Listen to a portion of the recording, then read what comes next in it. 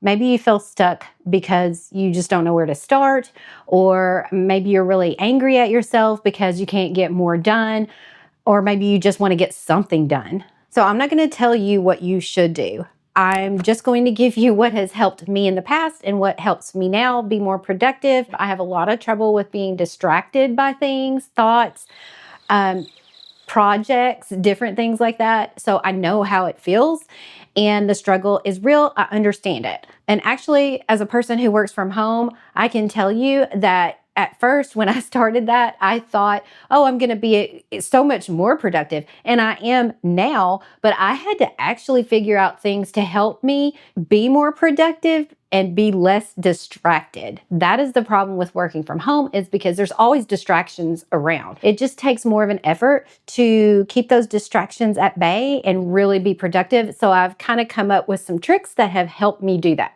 Okay, I'm going to go through these tips and the things that might be helpful to you because they're helpful for me, but none of them are in any kind of order. I'm not a productivity expert, so just know that going in. Some of these tips may help you, some of them may not. Take what you like and leave the rest. This first tip is something that I have heard other people say, and it has worked in a pinch. Now, I don't always use this one, but it has worked for me before when I'm at a place where I just feel stuck and I don't know what to do because I have so many things on my to-do list. It's the pick three. So you're going to wake up in the morning and you get your notebook out or whatever you're keeping track with, and you're going to write down the 3 things that you need to get done today. Yeah, you probably have 100 things to get done today, but you're not writing down 100 things you got to get done today. You're going to write down 3 most important things you need to get done today. That way, that other stuff is out of your mind and you're going to focus on these 3 things. You get those 3 things knocked out, great, awesome. You can move on to other things. You know you'll think of other things to do. Just do those things after the 3 most important things. But this works because it is keeping the distractions from you and you're just focused on those 3 most important things.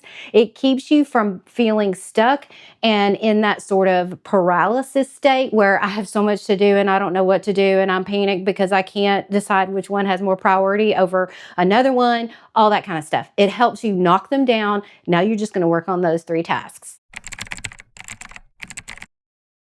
The next one is to use timers. This is my favorite thing. I use this method in combination with lots of other methods that I'm going to tell you about in a minute. But the timer is my best friend. So I have a bunch of different timers. I have ones that are really loud. I have ones that are silent. I have ones that are cute. I have ones that I can tell because it just kind of has like a little digital thing.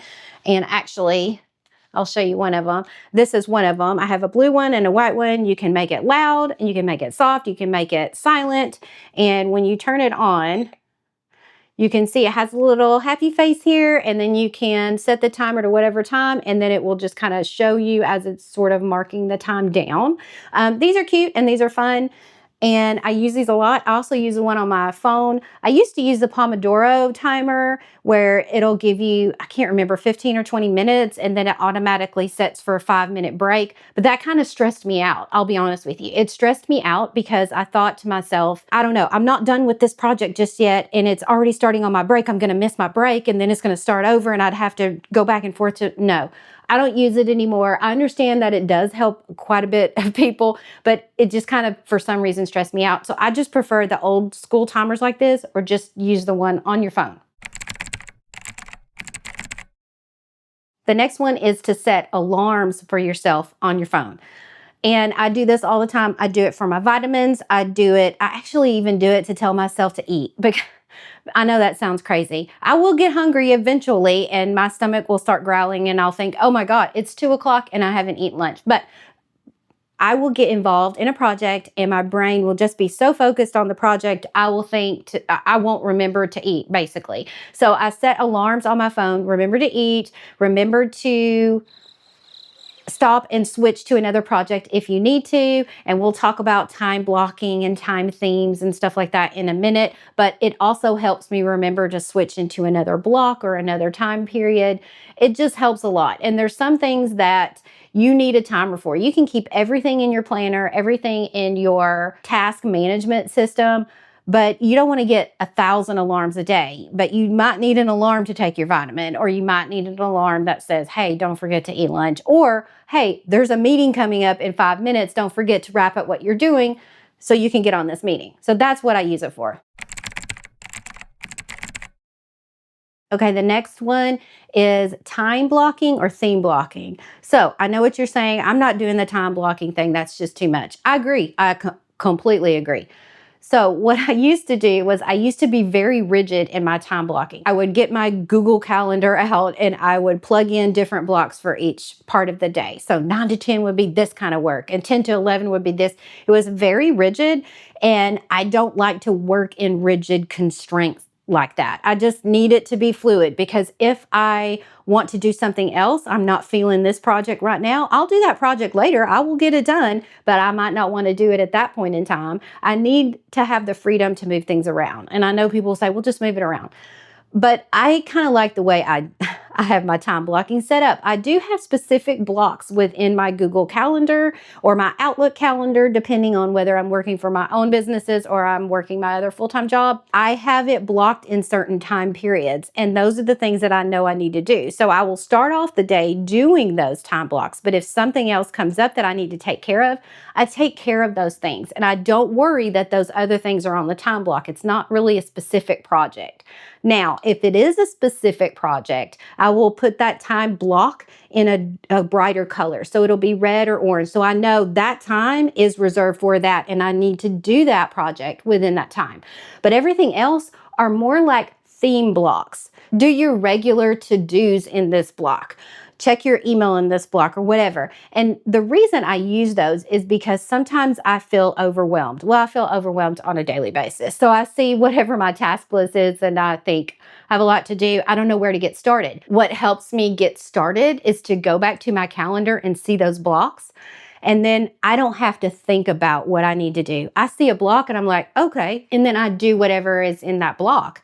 And that helps get my brain sort of jump started. And then I'll just be off from there. I don't necessarily have to do whatever every block tells me to do unless it's a specific project. I hope that makes sense. And I'm happy to do like another video just on that if you want.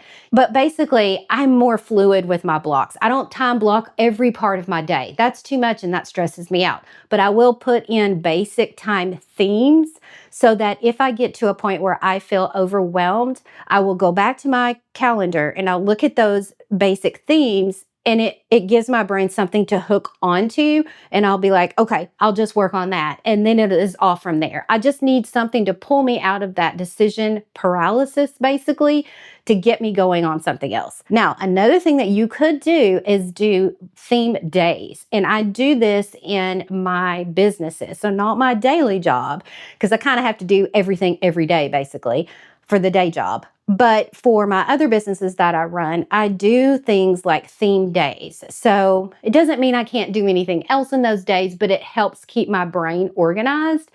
And it tells me on Wednesday, I'm going to do B-roll film. On Thursday, I'm going to do A-roll film. This isn't my schedule because I'm always changing it up. That's another thing. But it kind of helps me stay organized and know that I don't have to figure out what of these 50 tasks that I have to do to make this one post or one video.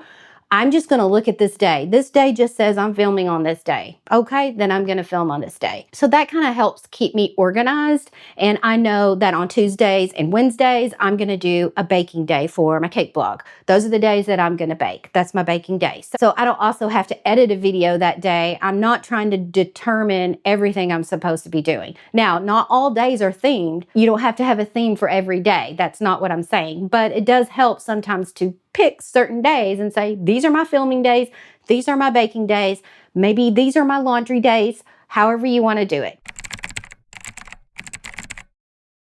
And just on another note, if you find that you're having to spend every weekend that you have just trying to catch up on all the tasks that you didn't do during the week. So like every weekend you're just going to clean the whole house, and then you've got to do laundry, and it just makes for a not fun weekend. I was having that same trouble. So what I did is I made a little block in my day and spread out all of those little tasks throughout the week. Now I don't always get it done perfectly because life happens, it gets busy, but I've made it to where instead of waiting until the weekend and I do all my laundry, or waiting until the weekend and I do all the cleaning, I try to space it out during the week. So maybe I'm going to clean the bathrooms on Wednesday, or I'm going to tell somebody else to clean the bathrooms on Wednesday, or I'm going to do the laundry on Thursday, or I'm just going to tell someone else they need to do the laundry on Thursday. It works because you're not packing everything into the weekend, because you're supposed to be resting on the weekend. I mean, I enjoy resting on the weekend. You can't always do that, but sometimes it helps just to spread everything out during the week so maybe you can get a little bit of rest on the weekends. The next tip is to not fight your natural rhythm. And by that, I mean, if you are not a morning person, you do not have to force yourself to be a morning person. I know that people will say, no, you just need to get up earlier, get up at 4 or 5 o'clock in the morning and do everything. I get more done from 5 o'clock a.m. to 8 a.m. than anybody gets done in the rest of the day. I hear that crap all the time. And no, you do not have to do that. If you are not a morning person, do not make yourself a morning person. You're not going to be good in the morning. You're not going to be thinking clearly in the morning. I know this because I am not a morning person, and I'm not going to force myself to be a morning person. I have tried. It doesn't work. It's not ever going to work. So don't try to do that to yourself. If you are a morning person, awesome. Lean into it. Try to get more done in the morning, and then in the afternoon, do your easier tasks in the morning. In the afternoon. I'm mixing myself up because I can't imagine being a morning person. Anyway, if you're not a morning person, I got your back because neither am I. So just do the easier tasks that you can do in the morning and then make them harder as the day goes on. Maybe that will help. The next tip is really a catch-all, but it's true. You have to accept that you're not going to get everything done. And I get really frustrated that I can't get done everything that I want to get done. So I'll have this long list of to-dos and things, and I just can't. No human can get done all of these tasks.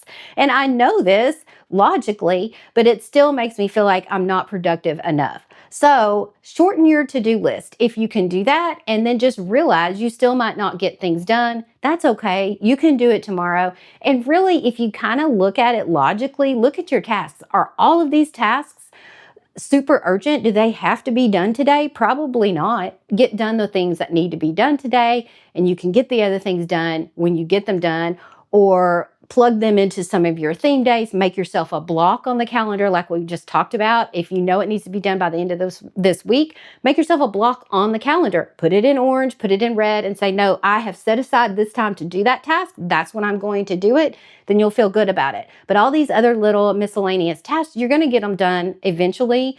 Just move them forward, keep them in a notebook somewhere so you don't forget them and you're not having to think about it. And it's going to be okay. Next tip is to use a task management system. So I learned this being a virtual assistant, and there are many of these different types of systems. You can use Asana, Monday, you can use Trello. I think Todoist is another one that people like. There's a whole bunch of different systems. You just need to find one that works for how your brain works. I personally use Asana. I like it. When you check off a task, it's like they show this unicorn flying across the screen, or an otter or something. And it's very satisfying. I'll just say it's very satisfying. And you can take that off, by the way, if that's not your thing, but I really don't know why it wouldn't be your thing. But anyway, use whatever system works for you. You can also use a paper system. I use a paper planner for a very long time. And I'll tell you one that I also recommend is Plum Paper. It's a paper planner, and it comes in like a spiral thing. You can choose your own colors and stuff. I use that probably for 4 or 5 years. And I would get one every year. I love them. I love the paper planners. You can change things really quick.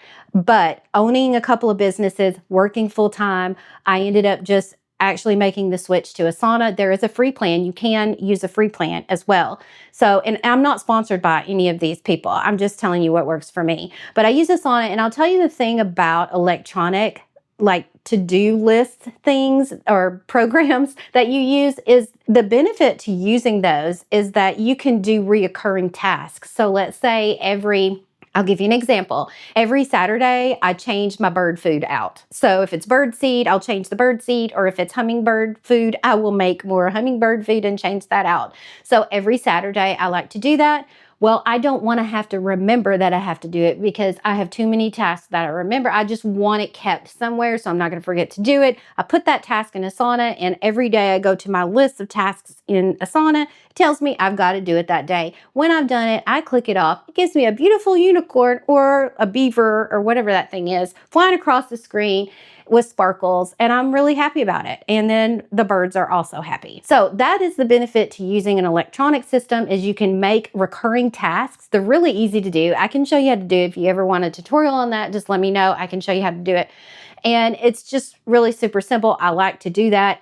Oh, also another thing is, like for example, when you have to change your air filter and things like that, like you should change it every 3 months or so. You can put that on some of these systems and it just will remind you. It'll put it on your calendar, or it'll give you the task when you open your task list for that day. It will put it there and says, hey, reminder, it's been 3 months, you need to change this. So it's really helpful. You don't have to keep all that stuff in your brain. You don't have to write it down every year. It's already on there. It's going to remind you. All right, this one may not be for everyone, but it is definitely for me. And I don't know if you're like me, maybe it'll help you too. Stop rereading everything that you do. I'm just saying, if I put a task into something, like if I write it down or I put it into my system, I will just reread it. Like I'm reminding myself, even though it's out of my brain, I'm rereading the task. If I send an email to someone, I'm just rereading that email even after I've already sent it. Why am I doing this? I have no idea. I don't know if it's to find a mistake. I don't know if it's just to make sure it still sounds okay. It's already sent. Or I've written something. It's already written. It's ready to go. I've already proofread it. It's okay. But for some reason, it's like a repeat, like my brain gets stuck on repeat. So if that's you, you've got to consciously try to keep that from happening. And it is hard. But with help from a therapist, I have gotten better at that. So basically what she says is, what she told me, my therapist told me, was to make myself a rule. And I make myself a rule. I can read through this email 3 times and I have to send it after the 3rd time. I can't change it. Nope, that is the rule. I have to send it. And I cannot read it after I've sent it.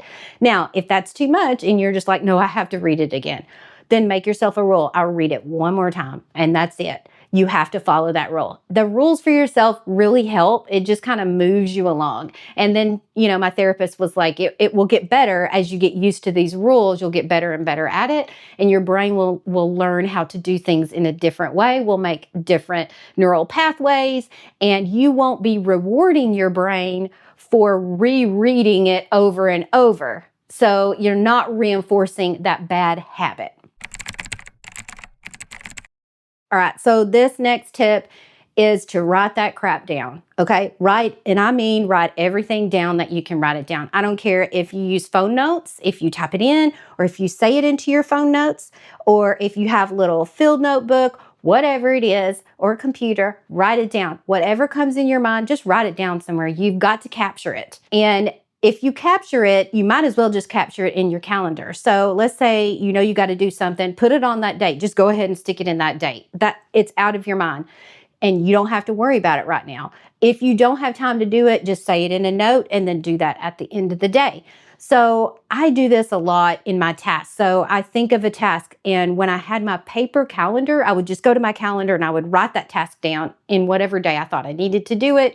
I would just write it down. But now that I have everything computerized in Asana and Google Calendar, I will either put it on a day I know I need to do it, or I will just put it in a task list in Asana. And so it keeps it there. The reason why it's so important to write it down, even if you're not going to put it in your task list or anything else, even if you're just going to keep it in paper form or just a list of to-dos in your phone, the reason it is important is because it gets it out of your head. If you do not get it out of your head, your mind is going to swoosh it around and swirl it around at you all day long.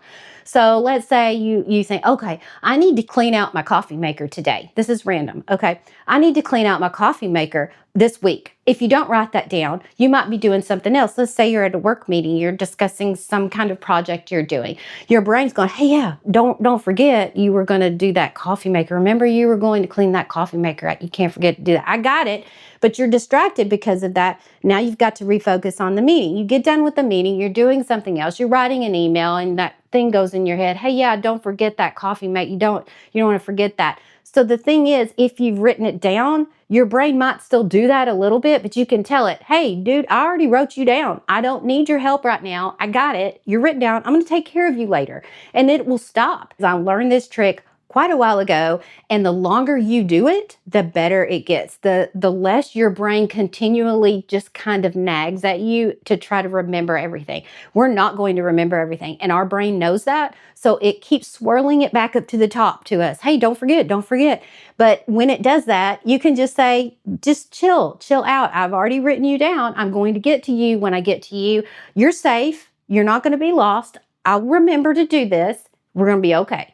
So that is my absolute biggest tip. And the thing that has really saved me so much trouble is that. And I'll tell you another thing. If I'm in the middle of a project, I am so easily distracted by my own thoughts, not just of other things that I need to do, but of like projects I want to do, or just ideas, random ideas for a video, or a cake that I want to make, or what I want to get my grandgirl next week. I mean, all these little things are just always popping in my brain.